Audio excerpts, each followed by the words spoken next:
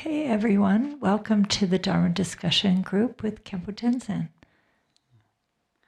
Okay, we recite page number 2 in the yellow book. If you don't have this book with you, then you understand the meaning of this. Okay. For that purpose, until I attain Buddhahood, I will apply my body, speech, and mind to virtue. Until death, I will apply my body, speech, and mind to virtue. From today until this time tomorrow, I will apply my body, speech, and mind to virtue.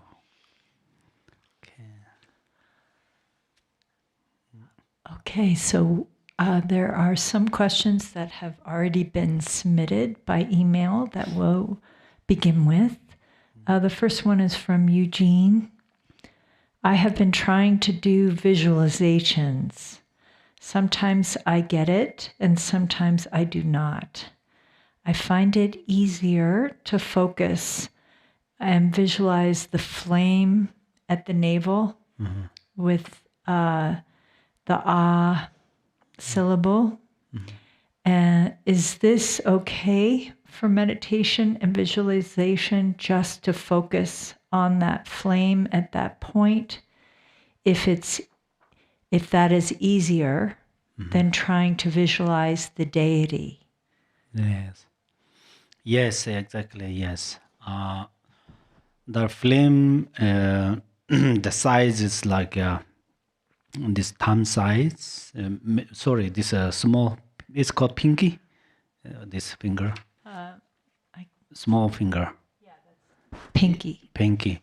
And then, if you are difficult to visualize yidam suddenly, then you believe, you trust. That is Vajrayogini, for example. And then second is you are a little bit, there are 4 qualities, very shining and very kind of, top is a very sharp, so one top, not. And then this is a very kind of red, and then it's very kind of light. So these 4 qualities you remember. And then sometimes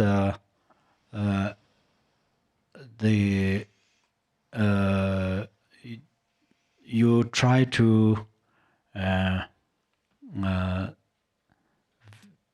suddenly appear the Vajrayogini, for example, and her picture or tanka you place in front of you. So then it will help you to improve your visualizations. And another idea is you going through her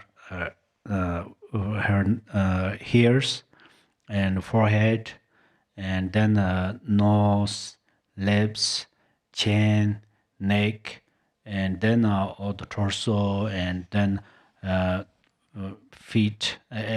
Go up to down to up, and then sometimes immediately up. Try to visualize, and then it will also helps you. Okay, help you to visualize. Okay. Next question is from Alex. On the Garchin Institute website, there is a text called The 4 Yogas of Mahamudra. I'm interested in following the practices explained in the text.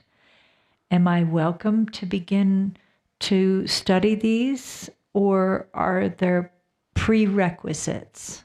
Meaning, is there like a preliminary practice that he should do first before studying the 4 yogas of Mahamudra?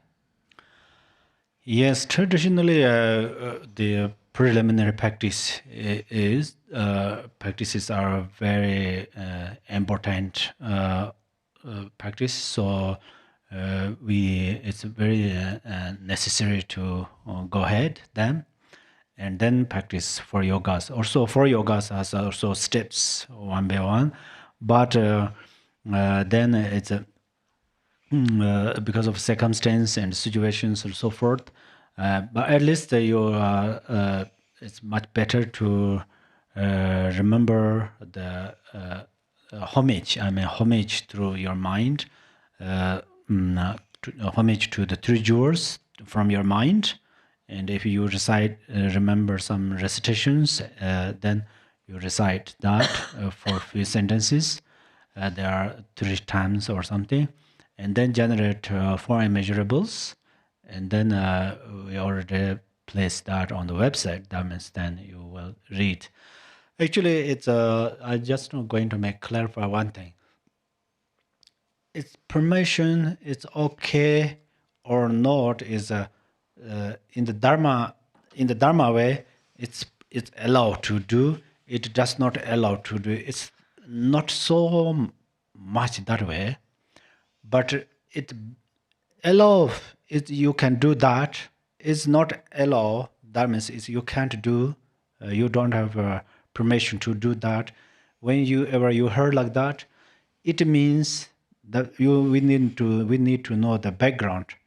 So sometimes you don't have permission to do that, and that means, for example, if you don't practice preliminaries and then you don't have the permission to do that, practice that. For example, sometimes you heard like that. It means that actual practices bestows small benefit. And if you exactly follow these kind of rules and regulations, then the regulations is better, yeah, then it completely bestows benefit. So that is the for that is that's I just clarify. Otherwise, even Dharmakaya is inside of our mind, and this we can do that or not do. It's not like a permission or not permission. It means how much we receive benefit from this practice. But then, then I will not receive benefit, so I will never touch about this part because I don't have that. Also, this is a little bit of misunderstanding. So, whether some part of benefit receive, and so that's why be smart whenever you practice. Okay. Yeah. Okay, the next question is from Angel. A few months ago, I had a back injury. The recovery process for the first few months was very difficult. I knew how to meditate, but either I was in a lot of pain or the medication I had to take was so strong that it made me drowsy, like sleepy, or feeling like a zombie. And no matter how hard I tried, it was impossible for me to meditate. My question is, when you find yourself in this kind of extreme situation with so much pain or taking medication that blocks you, what can you do for practicing Dharma? Actually, first I give you some one idea. That is, I met one holy guru. His whole life he sleep. He never sits like this way, and he never walk with through his standing stand up. So he always lied up. When I went, he gave me some pet instructions, and then one person put his left hand on my head. So that means if you cannot sit like this way, definitely you can practice Dharma and meditate while you are lying down. And then if a doctor gives you this medicines or painkiller or what's the some medicines, I think you are going to agree with the doctor. And then how to practice Dharma is when you are taking this medicine, then at that moment, may all beings, I'm taking this medicine for all beings recover or free from illness, even cause of illness. Cause of illness are the afflictive emotions, yeah, and self-grasping. So that's where this is first important, and then you try to focus the some uh, this actually you spontaneously focus your back pain. So I am hurt. There's slightly, if you think carefully, there is a special connection. Is I am pain. I am hurt. That really have this in your mind. So that's where you the strongly you experience suffering. Instead of that, the pain is like a separate phenomena. You just you utilize its object of meditation, and then just a little bit focus, and then because of your medicine you fall asleep. Is then don't worry about that.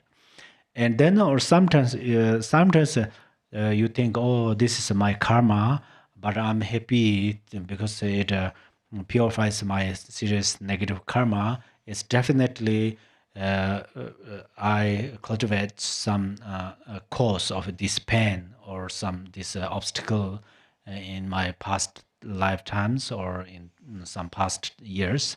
So then just improve to believe in karma more and more. So there are many methods to practice through this situation. And then, but still you take the medicine, and then you try to a little bit, especially you are seriously feel the pain or suffering, hurts. At that moment, you are a little bit try to separate this feeling and your mind. So you little bit then how to separate is that is there are skillful method to focus on there. Focus is you are going to cut I am pain. So this perception is very subtle. Perhaps you don't understand by yourself that you have that. So if you don't understand, then you say pet. So pet is the special weapon to cut the serious thought. So you say pet, and then you perceive. In the Jew practice, we also this Kusalis Jewish practice, Lonjik Songos, always our body plays inside of the Kabbalah, right? It's the same idea. So you then focus on that feeling of pain, and then watch unwaveringly, watch on it. First, you make separate and watch on it. It helps you to reduce that, and then you become familiar with this method. Then you will be able to purify this feeling of pain or hurt. But suddenly it's difficult, but you can reduce that feeling. Okay. Okay, next question is from Luke. I am a student of Garchen Rinpoche remotely. And as my daily practice, I do the Amitabha sadhana by Garchen Rinpoche.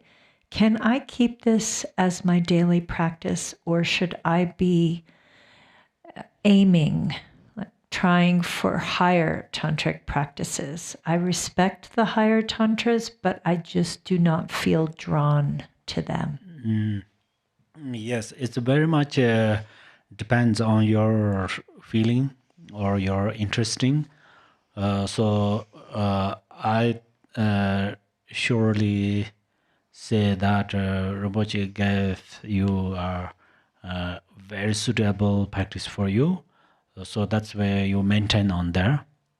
You practice Amitabha, and then only you should understand one more steps is Amitabha is actually a embodiment of all the Buddhas, because his pure line is embodiment of all the pure lines. So that's where Actually, the Amitabha Pure Land is a united Pure Lands, because he is exactly supplicate that he accumulated merit to unite all of these Pure Lands together. So for that reasons, you practice, and then if you improve your practices through Amitabha practice, you can attain Buddhahood, or you can become Bodhisattva, and you will be reborn in the Amitabha's pure light. And then in this life, if you need longevity and less disease and so forth, and then Amitabha and Amitoy are same. So my answer is that I suggest you maintain on this practice. Okay. Okay, next question is from Tom. I have a friend who is an older man who is a longtime practitioner from a different lineage. Even though he seems to have a good understanding of Dharma, he often complains about politics, teachers, other Sangha members. Is there anything I can do to help him? And how can we purify and release our own complaining mind? Do you know the word complaining? Yes. Okay. There are two characters, those kind of these people. One is somebody's mind is ready to change, and then they start to criticize more. And in fact, they're serious, ready to die or ready to disappear. There's serious misunderstanding. So at that moment, they criticize more, and they say some bad things more strongly. It's like a paper's fire flame. It's when single paper we put on the fire is big, but immediately died. Dies. Will die. That's one thing. Another thing is some have a kind of a very strong perception about their way, and then they start to criticize other side. So both way, in the Dharma way, we what best help to them means you don't criticize them, and then keep patience from your mind, forbearance, and give more compassion.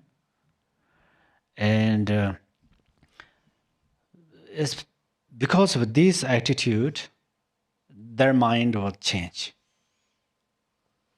Their mind, there are many kind of stories. Right now, you are sharing this. It reminds me when Buddha, some people against Buddha very forcefully, very strongly, and Buddha is always peaceful, wisdom, compassion. He just stand up with wisdom, compassion, peaceful, sit down through this way, and eventually it takes time, and eventually they wrote Buddha. They say, I never see teacher as you until today. And then he has long praised to the Buddha, and he homage, and he prostrate to the Buddha's feet. His forehead touch Buddha's feet, and then he become great practitioner, and he became Buddha's follower, student. So that's why the most of the time when these situations happened, tolerance and diligence is very important. Diligence means we need a little time to time to let they see your value.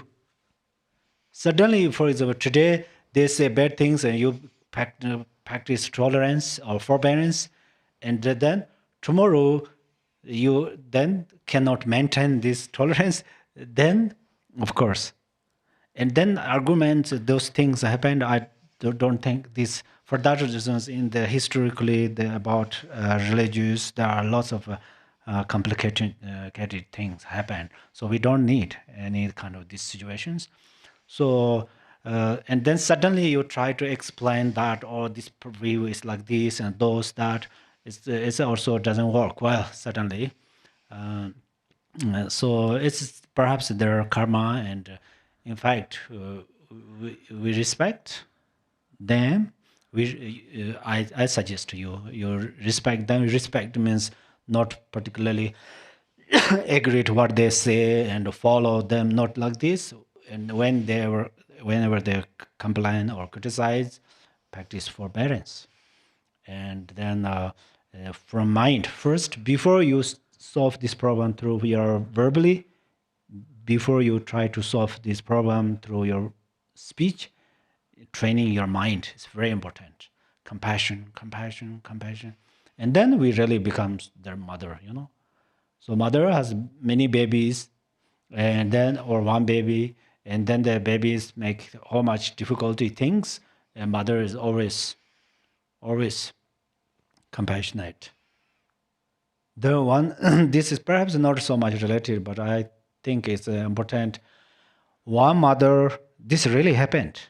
One mother, she carried a baby, that baby in her arm, and many wolves come to eat, and she saved her baby, and then the wolves ate all the lower part of her body except the bone, and then but she still saved her baby. Eventually some group of people came, and she can speak, couldn't speak, but then she shows the thumb, this much request, and then please save my baby.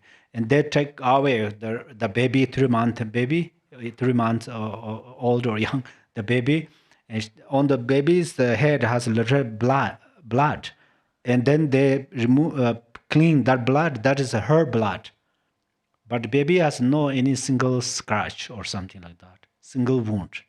There are many wolves being together, but she dedicated all things.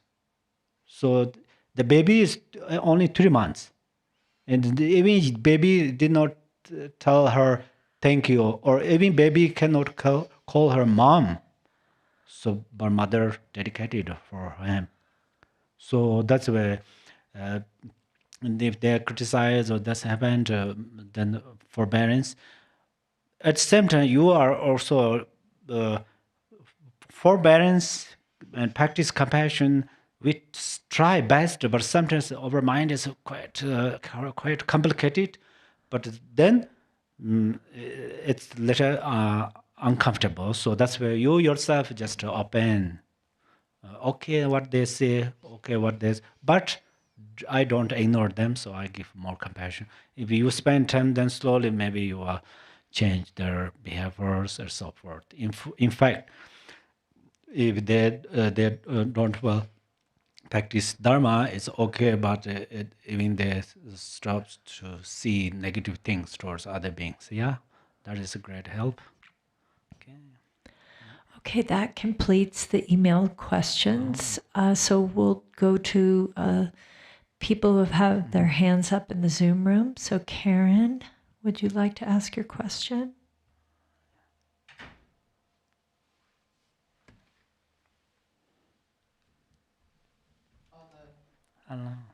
Teaching earlier. This is going to be a little upsetting. Some of you might want to go get some tea. This dog we love that I keep showing you, I had to take her to the emergency room today. Her eye blew up. The contents of her eye spilled out from an infection. It burst through. And I have to kill her. And the thing is that she is wonderful. You know, you've seen her. So. Sorry.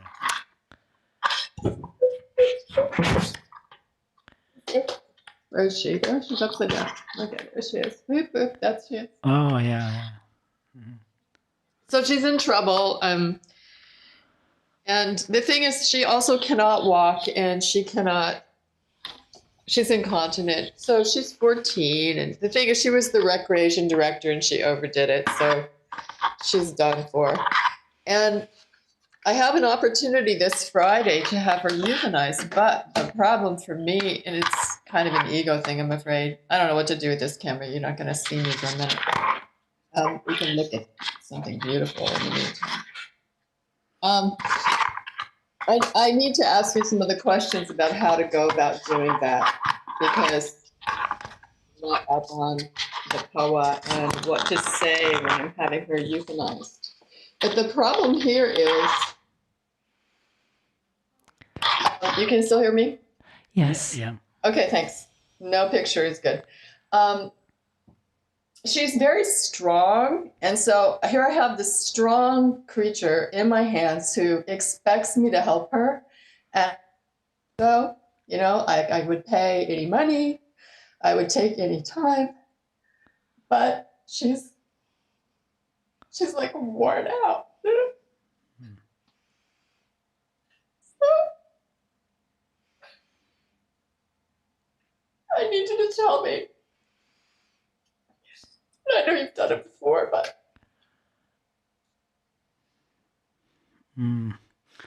what do I say when they give her the injection? That's what I need to ask you. So, Khenpo, do you understand? So she has to, it's called euthanizing her dog because he's so sick. And that means that the veterinarian, the dog doctor, will give him a shot that will kill him, like make his heart stop or. Yeah, that's right. And so Karen wants to know, what prayers should she be doing when that is happening to be of the most benefit for her dog? Yes, the Amitabha text that we often recite, this page, open yellow prayer book, page number 58. Emaho, that's the boundless pure land. This you recite, or if it is comfortable, and then if it isn't comfortable to recite that long one, then you recite the Om Ami Devashi, and then Om Mani Padme Hum, and then also you recite some other mantras that you the most time you recite, like Thara and other mantras. And so I'm sorry to interrupt. Like she calls me to do my meditation in the morning. She's kind of the director around here, so she sits through all of this. She sits through Nandra with me. Listens to your every lesson, so anything is possible. Yes. Yeah, definitely. You can actually recite them through your mentally. If you are verbally, it's quite difficult to recite. You can read them mentally, and then actually your dog is a very lucky dog. Actually, I think the dogs are here are really the most of just few is different. Others, the very lucky dogs, and in another way, the dogs really come. The bodhisattvas came into the dog's form, and then they benefit and help the owners. So in fact, they help each others. So that's where they will not rebirth in the very kind of lower realms. Actually, there is a saying that before attain precious human life, then the being take rebirth in the dog's form, or so say that. So that's why, but still they need virtues and until now they keep make you happy. For example, your dog makes happy you, and then today he has like this situation, and then you give more compassion, and you recite many prayers mentally or through your meditation, mental recitations, and so forth, and then uh, uh, then they don't so much how to say, it's quite difficult, but you don't feel that you lost everything, something like Well, that. yeah. I mean, I understand I'm attached to her and that's my deal I have to work with, but it's just so difficult because there's this side of her that's so strong and alive. And then she's going to be, I think what I need a little reassurance on is if I gave her a special eye surgery, they would have to remove the eye, which would be very painful. And then she would have to have her back fixed and other things. So then she would have more suffering and then have to turn around and face end of life again. Because why? Because she's so great to have around. That's really selfish of me, right? Yeah. Before I leave, it's really great meditating in this house, and this is also her home. I could have it done in my home, or I could take her to the vet, which would happen sooner. And I'm wondering if you see any benefit to one or the other. I'm sorry if that was complicated. Oh, the second part, it's not question. It's about location. Should I have someone come to my home and give her injection here in her home where she has this great energy around her from the Oh, practices? Or do I do it at the vet? They love her there too. Probably doesn't matter. Do you have this any thoughts on that? the location, actually right now you keep a very nice location.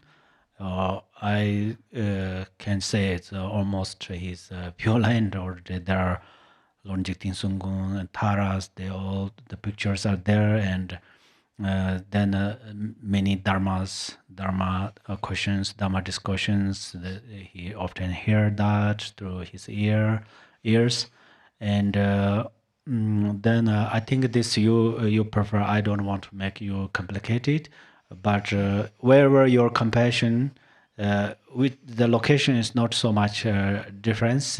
When you are with him, and then definitely you have compassion. You generate compassion towards him, and also I myself think that perhaps he helps you to improve more wonderful compassion. So that's where you maintain compassion, to generate compassion towards him, and then when doctor shuts on at that time, I think you were with him, so you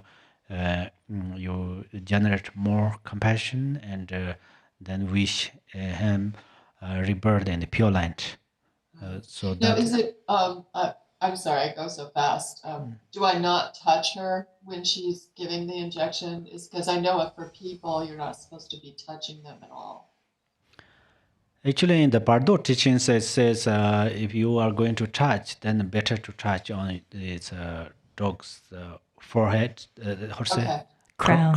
crown area. Ground chakra. And yeah, you recite some recitations area where his head is better to not And should I lower. lie her on the right side, like with the way we sleep? Actually, that would be great. Yes. Okay. I think I've taken up enough of the territory. Thank you. Yeah. Thank you. Then we all right now. I know everybody's face. Your this compassion towards your dog. So that means your dog is very lucky. So lucky dog. So that's why we all keep prayer for your dog. Okay. So okay. Thank you. Thank you. Thank you. Let's see back to the Okay. Shauna, would you like to ask your question? Yes, thank you. And Karen, I'm so sorry. I know that pain. And I wanted to share, Namaste, Khenpo, and thank you for your teachings. I feel so incredibly grateful to you and to Garchen Rinpoche and to our Sangha.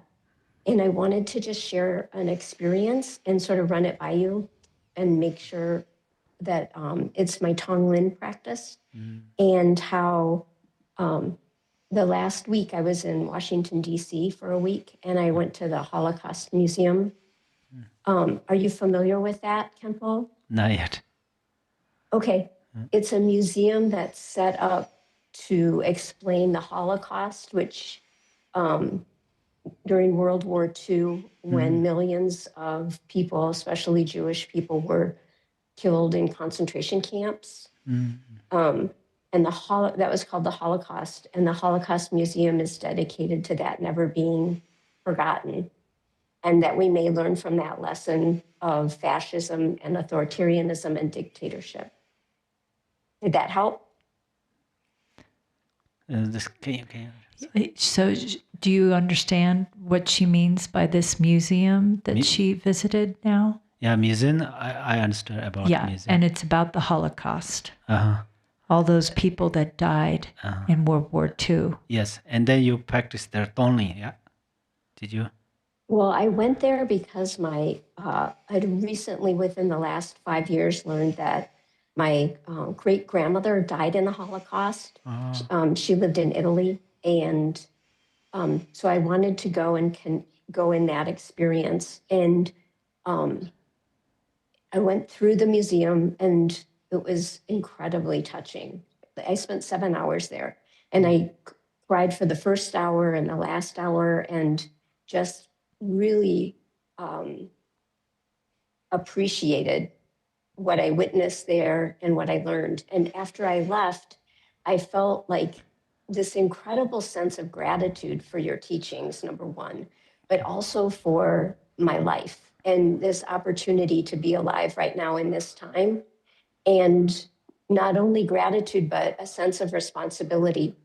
And my Tonglen practice has been, and this is part of where the question comes in, but for a couple of years now, it's been breathing in what I encounter, like, as negative or challenging, or and then breathing out like a sense of peace. So lately, it's really become a sense of breathing in aggression, as I see more and more aggression around me and in our world, and being specific. Like if I see an instance that bothers me, I work towards being able to practice Tonglen with that. And so with aggression, breathing it in and then breathing out a sense of peace and calm with people who are aggressive. And lately with that, what's happened also is, so I feel that it comes in and I feel like the light that I carry within myself works, I don't know, to transform that energy into what I breathe back out into the world. And then lately, it's also been going to breathing in and then holding it in that space of eternal, of like vast open space above me for as long as I can. And then from there, breathing it back out into the world as a peace or love or light. And if I wanted to just run that by you, it feels like amazingly, I just feel like all this energy around being here now, and that channel feels appropriate. So I wanted to run that by you. Thank you so much. Actually, you reminds me one in the Uttara Tantara teaching. That's a material Buddha taught to the Asanga. So in this teaching, it says that is teaching is a union of Sutara and Tantara teaching, a special subject. There says that Buddha act his activities in any way and any time, but without ordinary perception. So that's where when you went to that museum and you spend 7 hours time, 7 hours there. So you had some wonderful experience there. So, and from their side also, uh, uh, as I mentioned, Buddha uh, act for benefit other beings through different, even like in the form of clothes, or form of the water, fire, whatever, something like that. So that's why it's a any situations, any time, we any conditions support us to improve our practices or uh, uh, support us to arise virtues mind or perceptions. They are all Buddha's activities. So that's what I can say. And another thing is when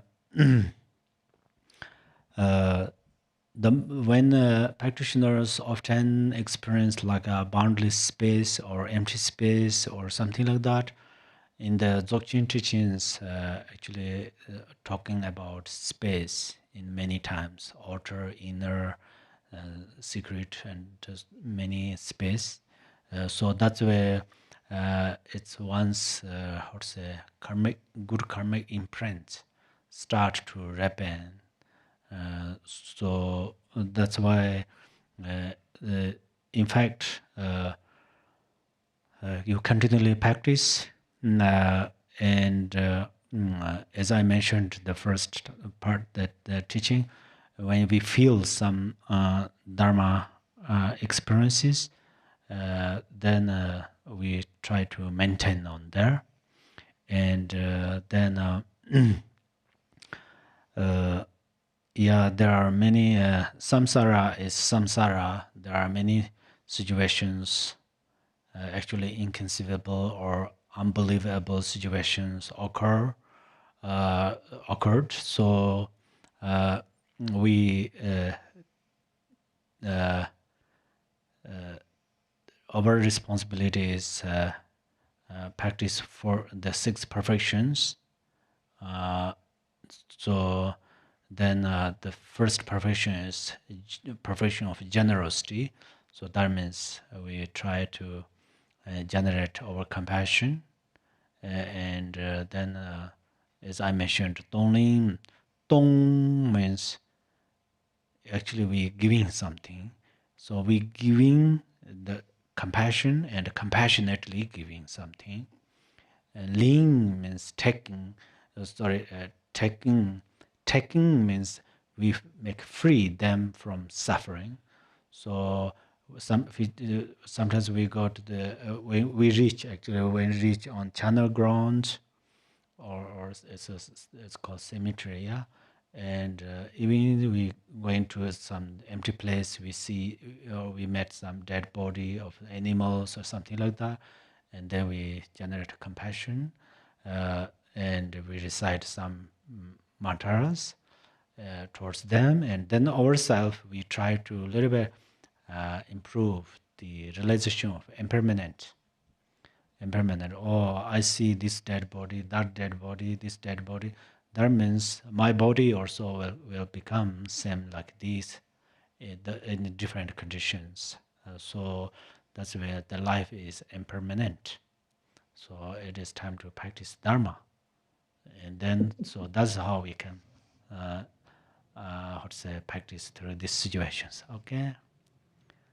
Yes, and that's actually then maybe the answer to the second question, which is like when I just feel this like huge energy in my heart of, I don't know, it's just a huge energy. And then maybe that's what I need to practice Dharma also. Yes. Would that be right? Yes, energy, actually, energy, there are more discussion on the energy, what kind of energy. But right now, what I can say is, if we, in that situation, I think you transform the energy into the compassion. Okay. Thank you. Thank you. We have a few students in the temple. If anybody has a question here that they would like to ask, just raise your hand. Hi, Khenpo. Hello. Khenpo, this morning in the meditation, you said that Buddha attained enlightenment from meditation. What happened? I mean, did his inner guru tell him you've attained enlightenment? I mean, we hear this, but do you know exactly how did Buddha know that he attained enlightenment? Please. Oh, thank you. Yes, Buddha attained all the actually 10th perfections. 10th perfections, then perfection of usually we say perfection of wisdom, but then this is 6th perfection, and then Buddha attained the paramodular wisdom, and then Buddha, he said, Sabye, Dudar, Usaran Dumas. These 4 things he gained. So then he know he is Buddha. He know. First, he realized the profound phenomena. Profound phenomena, not only some few stars or some environment situations, not only that, but he found a profound emptiness. And then, but this is then second is clarity. It's profound clarity. He generated profound clarity. It's spontaneously. And then everything, whatever appears and whatever he hears is simplicity. So, and then fourth is uncompounded phenomena. So he reached this 4 stages. 4 stages, and then Buddha, he know that he completely become enlightened because he completely freed from the suffering, fixations, and then through his clarity, he knows all the gross and subtle interdependence of samsara. And then he opened completely the samsara, container of samsara. So then at that time, then also some gods from the gods realm, they also said, "Oh, today there were one practitioner become enlightened," and then they came to Buddha, and then some offered this conch, so the conch, and some offered Buddha to this whale, Dharma whale, and some some Victoria banners, and so gods, king of gods, and they come and they requested Buddha, please teach us. And Buddha says, I'm going to stay in the forest for a little while. And then they emphasized to Buddha, please give us to teach. So that's where we recited this. Sometimes we recited in the Open Prayer book. It says, please turn the wheel of Dharma of the greater, lesser, and a common vehicle according to the dispositions and the mental capacities of sentient beings. Because the Buddha first says, oh, I know these 4 special things, and I attend these 4 special things. If I explain these, people don't understand. And that's why Buddha said, I will stay for a little while in the forest. And then exactly that's in the higher capacity, lower capacity, middle capacity ways, please give us this teaching. So then they also know, and the Buddha himself knows that. Thank you. Thank you. Is there anyone else in the temple that would like to ask a question?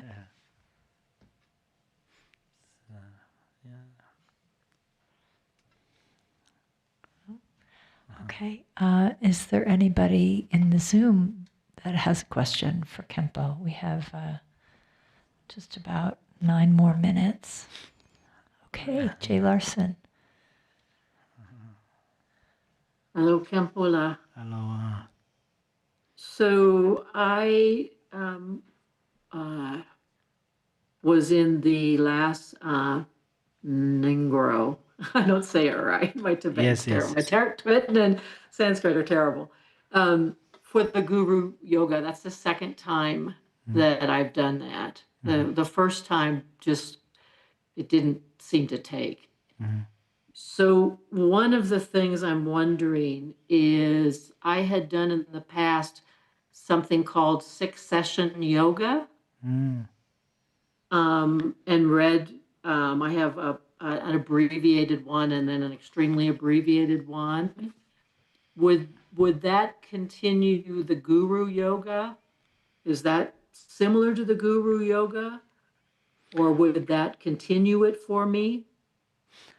Yeah, actually, the Guru Yoga and yoga, and then Lama Chupa, we are practicing quite similar things.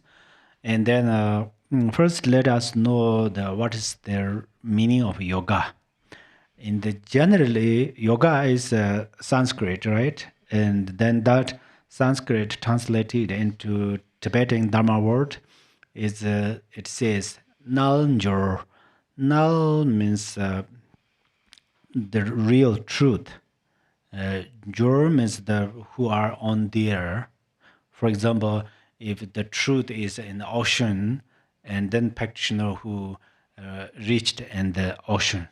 So that is called yoga. That's how in the Dharma way explain. Another way is yoga. In literally, yoga means the farmers in the long term. Farmers plow the land. At that time, we use 2 yaks. Maybe some use 1 cow. Yeah. And they have some small wood on their neck, on their neck, and then it connect with the plow, the material one. I don't know exact that name. So that means in fact very straight, very straight. So the yoga means that, and then Guru Yoga. We talking about Guru Yoga means, in fact, we try to mix our mind and the Guru's mind, and then. So then my answer is, you say there's 6 yogas, and then the first yoga and is a Guru Yoga or not. So my answer is it's related. It's related. But Guru Yoga is there's a specifically practice. Also, Lama Chupa and Guru Yoga is pretty similar, but it's slightly difference there.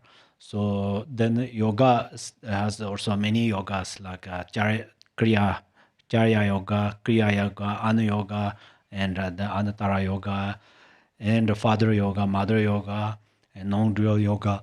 So there are many yogas, but Guru Yoga is particularly emphasized with practice with a guru. So that's where there is like this different way to practices about yoga, and then you say you are practice first yoga. That's I think if future you explain more about your practices, and then I will know that is Guru Yoga or the other yogas. Okay, but it's wonderful, Perfect. wonderful. I'll send you a copy of it. I'll send it through the office Oh yes, to you. Yeah. What I've been using. It's for Vajradhara is who I bow to in that. Oh, But yeah, I'll send it to you and get your perspective on it, your thoughts on it. Thank you, Khenpo. thank you so much. Thank you. Okay, Lisa, last question. Thank you, Khenpo Tenzin, so much for your precious teachings and for all the time you give us. My question is about the White Tara sadhana. Mm-hmm. Are there 3 Torma offerings in that practice? Are there? You may. 3 tormas for that practice, the white Tara practice. I see different parts where there's like, it looks like there's a torma offering. Torma, 2 tormas. Sorry. 2? Okay. Yeah, 2 tormas offering, and first torma is for the some spirits or yakshas and so forth. Then the second one is this Taras mentorma. Mentorma. It's the 2 torma is okay there. Is the one for the obstructors called a gektor? Yes, actually, it's very beginning. There are Correct. The first. yes, Butangenza, right? Butangenza. There's the Gector, and then Okay. yeah, then we come the. It's right before the 21 Taras. I think there is also. This is a mentorma. Actually, mentorma is okay. Okay. Thank you, Khenpo. Thank you so much. Thank you. Okay, that completes our Dharma discussion group for today. Thank you, Khenpo. Thank you very much. And then we wonderful questions, and I totally deeply rejoice all of you, and thank you for bestows wonderful questions, and then share wonderful experiences. And Jay Larson, please you maintain that practice, okay? And then, but whenever you have comfortable time, you can send me. Thank you so much. And then we will recite a dedication prayer, just few sentences in the yellow book. If you don't have this, then you can dedicate through your mind.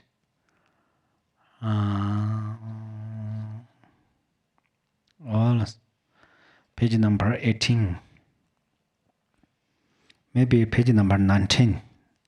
Page number 19. By the virtues collected in the 3 times by myself and all beings in samsara and nirvana, and by the innate root of virtue, may I and all sentient beings quickly attain unsurpassed, precious, perfectly complete awakening. Great Vajradhara, Tiloba, Naroba, Marpa, Malarepa, Dharma Lord Gamboba, Pamodrba, and Lord Ndagongba, may the auspiciousness of all the Kaju Lamas endure,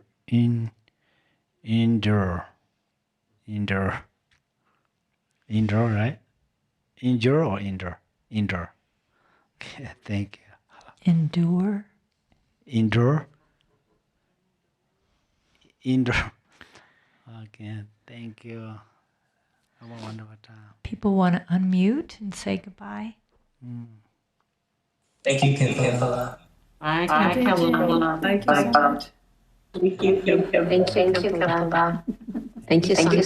Thank you, Khenpo. Have a beautiful rest of your day. Thank you so much. Thank you. Sending love to everyone. Yes, thank you so much. I rejoice all of you. Karen's dog. Yes.